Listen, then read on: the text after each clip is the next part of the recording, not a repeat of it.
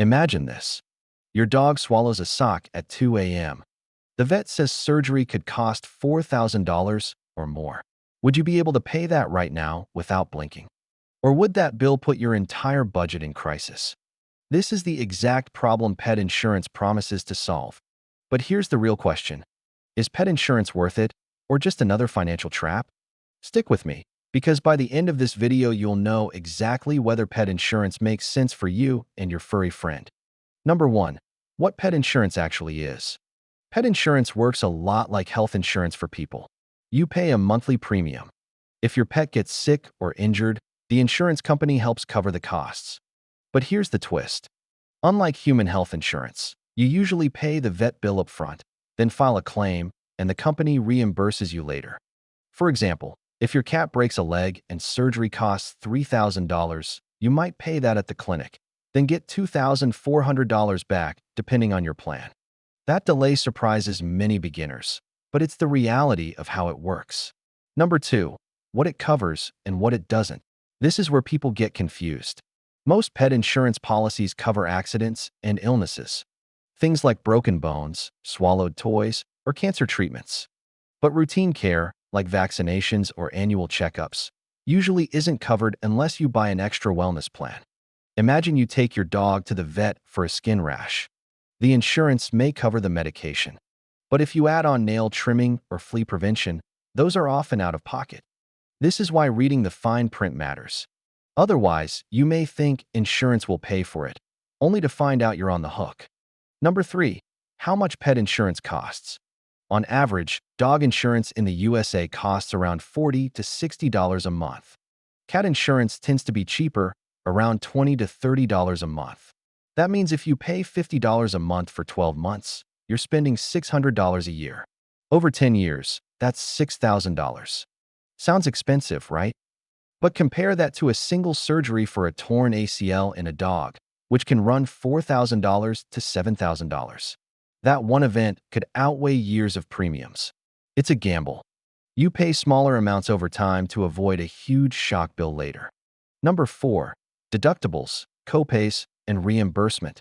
Pet insurance isn't just about paying premiums.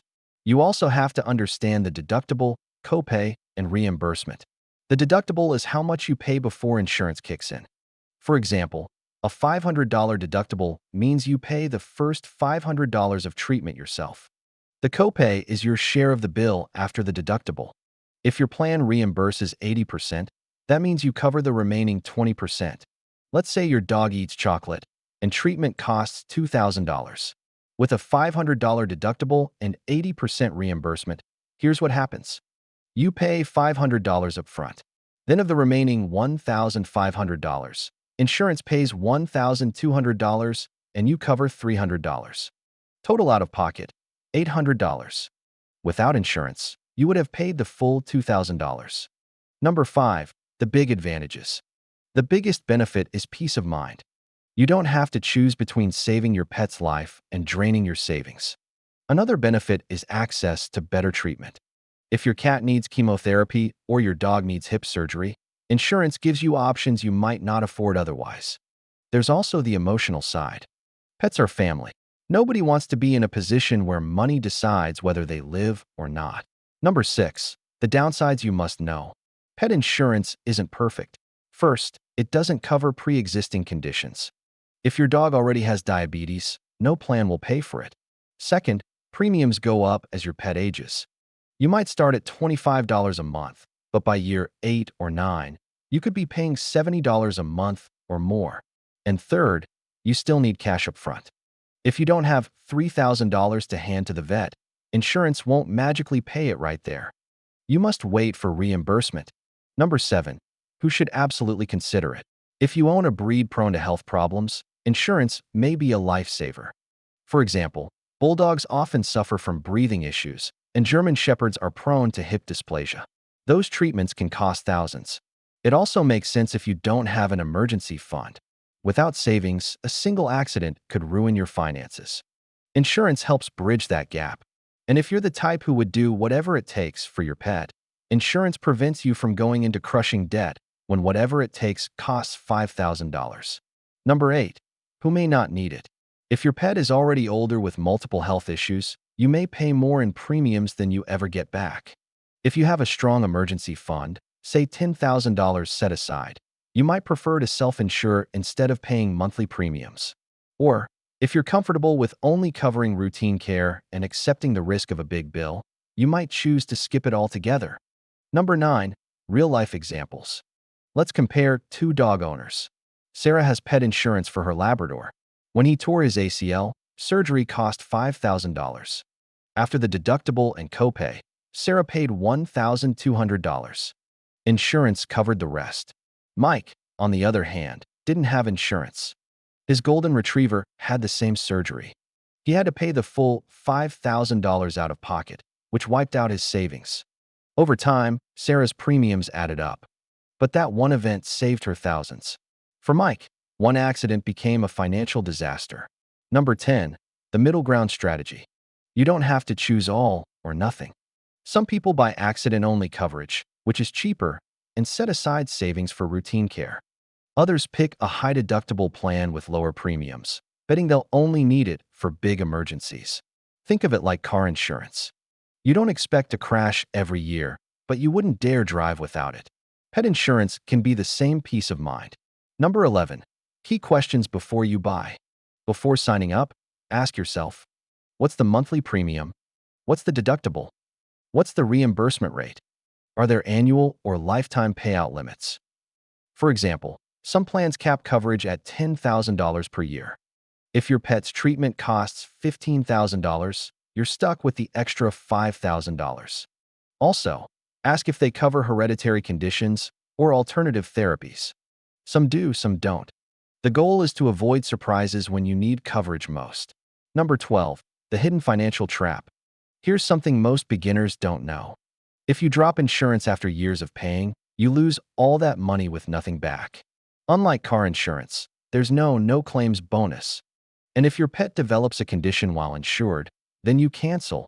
That condition becomes pre-existing if you ever reapply, meaning it's never covered again. This is why choosing early and sticking with it matters. Insurance companies know this. That's how they keep profits high. Number 13. Alternatives to pet insurance. One option is a dedicated pet savings account. Deposit $50 a month into a separate account. After 5 years, you'll have $3,000 ready for emergencies. Another option is joining veterinary discount plans. These aren't insurance, but they give you reduced rates at certain clinics. Finally, some employers in the USA now offer pet insurance as a workplace benefit. Always check with HR before buying your own. Number 14. So, is it worth it? Here's the bottom line. Pet insurance is worth it if a large, unexpected vet bill would break your budget, and if you want the peace of mind that money won't decide your pet's fate. It may not be worth it if you're financially prepared to self-insure, or if your pet is already older with health problems that won't be covered. At the end of the day, it's not just about math. It's about values, emotions, and the kind of care you want to provide for your furry family member. Number 15. The waiting period trap. Most pet insurance policies have waiting periods before coverage starts. That means if you buy a plan today and your pet breaks a bone tomorrow, you will not be covered. Waiting periods can range from a few days for accidents to a few months for certain illnesses. This rule exists to prevent people from signing up only after their pet is already sick. It is something many beginners overlook until it is too late. Number 16. Lifetime value versus short-term use. Pet insurance makes the most sense when you start early and keep it for your pet's entire life. If you only plan to keep it for 1 or 2 years, you might pay more in premiums than you ever get back. But over a lifetime, 1 or 2 expensive emergencies could make the policy a huge financial win. Think of it like a safety net that grows more valuable as your pet ages and risks increase. Number 17. Exotic pets and coverage gaps. Most people think pet insurance is only for dogs and cats, but some companies also cover rabbits, birds, and even reptiles. However, the coverage is usually limited and premiums can be much higher. So if you own a parrot or a bearded dragon, you will need to shop carefully and compare plans. Otherwise, you may find that self-insuring with a savings account works better. Number 18. Geographic cost differences. Vet costs in New York City are not the same as in rural Kansas. Insurance companies know this and often price premiums based on your location.